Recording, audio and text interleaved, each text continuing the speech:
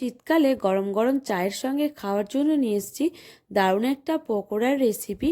আর এটা হচ্ছে সিমলা মির্চ পকোড়া, আবার অনেকেই বলে থাকে লঙ্কার পকোড়া। তো চলো দেখে নাও কিভাবে আমি এই সিমলা মির্চ পকোড়াটা বানিয়েছি।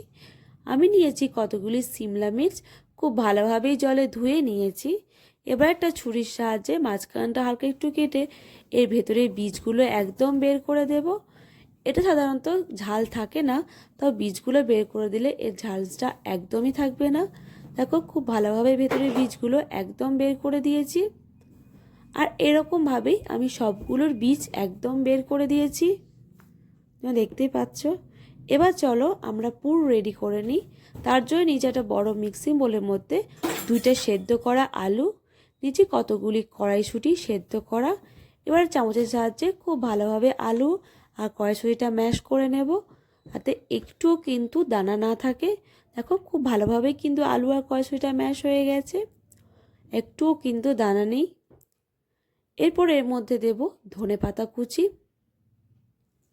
দেব পেঁয়াজ কুচি,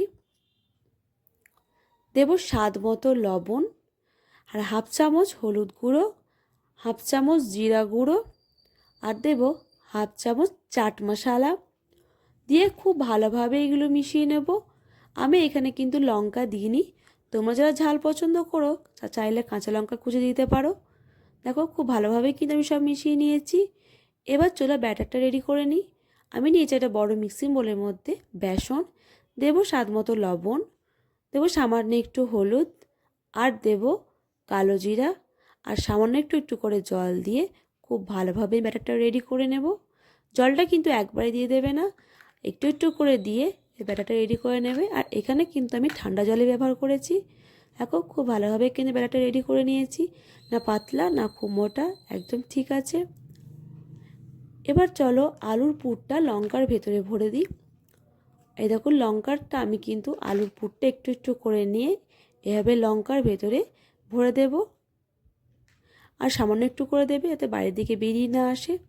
দেখো আমি এরকমভাবেই সবগুলো কিন্তু রেডি করে নেব। দেখো সবগুলোর ভিতরেই কিন্তু আমি আলুর পুরটা এরকমভাবে ভরে দিয়েছি, একদম রেডি হয়ে গেছে তেলে যাওয়ার জন্য। ওভেনে আমি একটা কড়াই বসিয়েছি, দিয়েছি সাদা তেল, তেলটা কিন্তু গরম হয়ে এসছে। এবার একটা একটা করে আলুর পুর ভরা লঙ্কাটা বেসনের ব্যাটারের মধ্যে ডুবিয়ে তেলের মধ্যে দিয়ে দেব। দেখো তেলের মধ্যে আমি কিন্তু দিয়ে দিয়েছি। আর ব্যাটারের মধ্যে দেওয়ার সময় কিন্তু ভিডিওটা অন করতে একদম ভুলে গেছিলাম, তার জন্য সরি।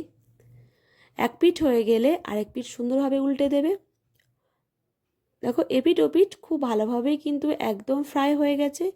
এবার একটা একটা করে তুলে নেব। আর আমার একদম রেডি হয়ে গেছে সিমলা মির্চ পকোড়া। এরকমভাবেই কিন্তু আমি সবগুলোই রেডি করে নেব। দেখো দেখতেও কিন্তু অসাধারণ লাগছে, খেতেও কিন্তু ভীষণ সুস্বাদু। আর তোমরা কিন্তু বাড়িতে এটা অবশ্যই ট্রাই করবে, আর লাইক কমেন্ট শেয়ার অবশ্যই করবে, আর প্লিজ সাবস্ক্রাইব করে যাবে। তো বাই।